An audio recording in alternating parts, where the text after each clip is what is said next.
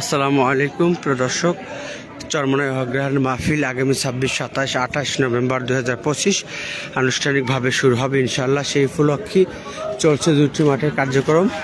এখন কমিয়া শাখার ছাত্র মুজাহিদ ভাইয়েরা 1 নম্বর মাঠে নামবেন। চট টানানোর জন্য প্রস্তুত চলছে।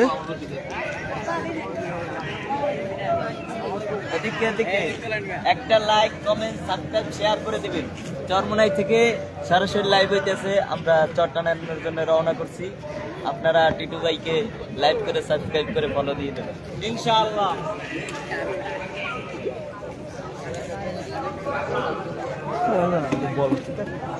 আমার একটা ভিডিও করেন, আমার দেখতে সেই লাগতেছে। শুধু তো কিছু বলো। আজকে আমরা চট টানাবো, এই জন্য মাঠে নামছি এবং আমাদেরকে আজকে ওই চট সেলাই করার জন্য ওই লাডি, তারপরে আরো সুই আছে, রশি আছে, সব নিয়ে আমরা মাঠে আজকে উপস্থিত। আজকে চট টানাইয়েই ফেলবো।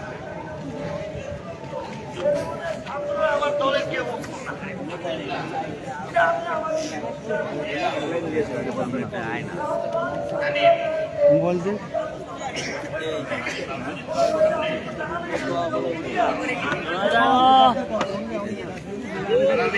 আজ তারিখ 23/11/2025।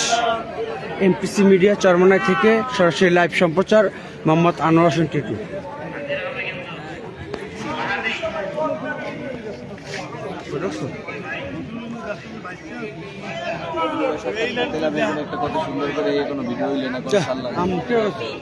প্রত্যেকটা ভিডিওর মধ্যে সবার টানিয়ে দেখতো, 5 মিনিট ভিডিও টানিয়ে দেখতো সবারটা। সব আছে দেখছি, রাতে তো হাজার হাজার লোকে দেখতো। আমার হাতে মোবাইল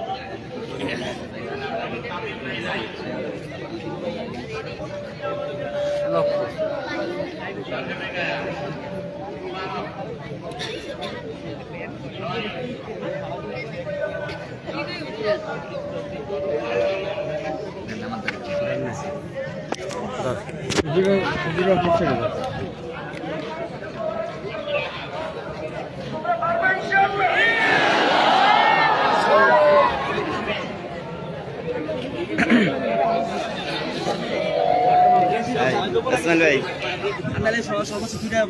ভাই কিছু বলেন, আমাদের লাইভ সম্পর্কে কিছু বলেন। আমি বলি, আসসালামু আলাইকুম ওয়া রাহমাতুল্লাহি ওয়া বারাকাতুহু। আচ্ছা ভাই, এটা আইডি কার্ড, এটা কইতে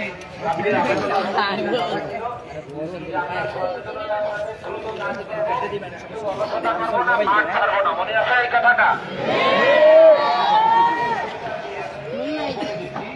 যাতে আমাদের কোনো প্রাণের ক্ষতি না হয়, কোনো জানমালের ক্ষতি না হয়।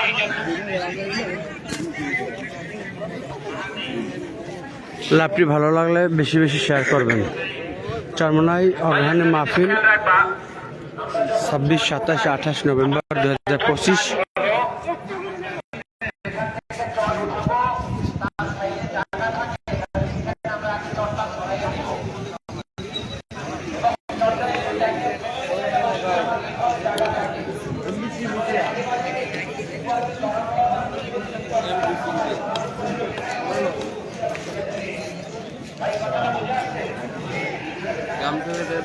আমরা কাজের জন্য প্রস্তুতি গ্রহণ করছি। আল্লাহ তাআলা তৌফিক দান করুন, সুন্দরভাবে যেন কাজ করে কত রকম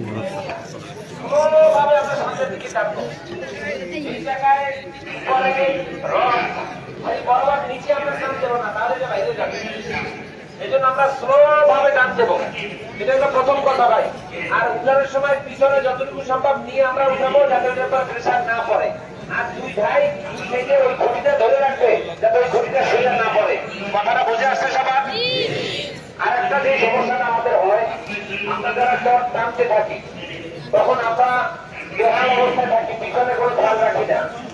আবার চট এত লম্বা হওয়ার কারণে পিছন থেকে আওয়াজ দিলেও শোনা যায় না, এমনটা হয় কিনা বলো? তখন কি হয়, চট ফিরে চলে আসে, অথবা খোসাওয়ালা জায়গায় দিয়ে পারে না, তুমি এত দ্রুত টানতেছো। তখন কি হয়, চট ফিরে যায়। এই কাজটা এই বছর আমরা করব না, এটা মনে থাকবে সবার। যারা চট টানবো তাদের ভিতরে একজন আমির থাকবে, সে পিছনে যারা চটটা ছাড়তেছে ঘোড়ার থেকে তার দিকে খেয়াল রাখবে সে হাতটাকে আমাকে নিষেধ করে কিনা, কারণ ওখান থেকে আওয়াজ দিলে এই পর্যন্ত পৌঁছে না, কারণ সবাই তো টানাটানি করতে থাকে। ওই সাথে খেয়াল রাখবে সবসময় যে আমার ওখান থেকে কি সিগন্যাল দিল আমাকে মানতে হবে। কারণ তোমরা যদি টানতে থাকো আর ওরা যদি টাইনে ধরে মাছ থেকে চটটা ফিরে যায়, এটা প্রায় সময় হয়ে থাকে। এই বিষয়টা খেয়াল রাখবা সবাই। তাহলে চট টানলে আমরা স্লো করে লম্বা করে দূরে নিয়ে টানবো। উঠানোর সময় পিছের জায়গা থাকলে পিছন নিয়ে তারপরে উঠাবো, যাতে ওই বরাবর লড়াটায় প্রেশার না পড়ে। ভাই কথাটা বুঝে আসতেছে? তোমাকে খেয়াল করো ভাই, নাহলে অনেক চট ছিঁড়ে যায়। এরপরের কথা হলো, এদিকে তাকাও একটু, আমরা যে সংযোগ গুলো দেই মাঝখানে এসে যে সেলাই দেই, সেলাই দেওয়ার সময় দুইটা চটের মাথা একত্র করে মোড়াইয়ে দিতে হবে, মোড়াইয়ে তারপরে সেলাই দিতে হবে। মোড়ানো ছাড়া সেলাই দিলে কান দেওয়ার সময় ওটা ছিঁড়ে চলে আসে। ভাই এই কথাগুলো মনে থাকবে।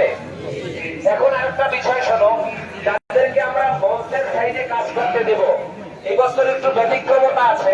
সেটা হলো মাঝখানে একটা প্যান্ডেল অলরেডি মুজাহিদরা করে ফেলছে মঞ্চের সামনে। বিগত দিনে আমরা দক্ষিণ দিক থেকে টানাইতে টানাইতে আসতাম। এই বছর শুধু ওই প্যান্ডেলটুকু বরাবর, কথাটা আগে বুঝো, শুধু ওই প্যান্ডেলটুকু বরাবর আমরা দক্ষিণ সাইডেরটা দক্ষিণ দিকে যাবো এই দিক থেকে, উত্তর সাইডেরটা ওই প্যান্ডেল করা থেকে উত্তর দিকে আসবো।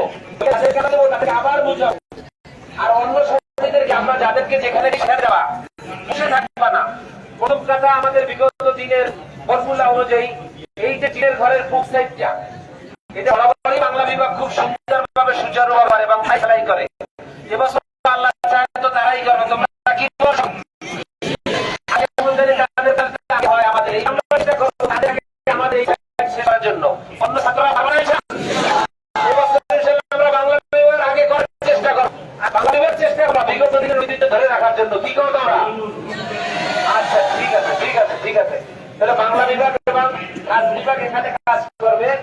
এই টিনের ঘরের সাইডের থেকে যাবে তারা।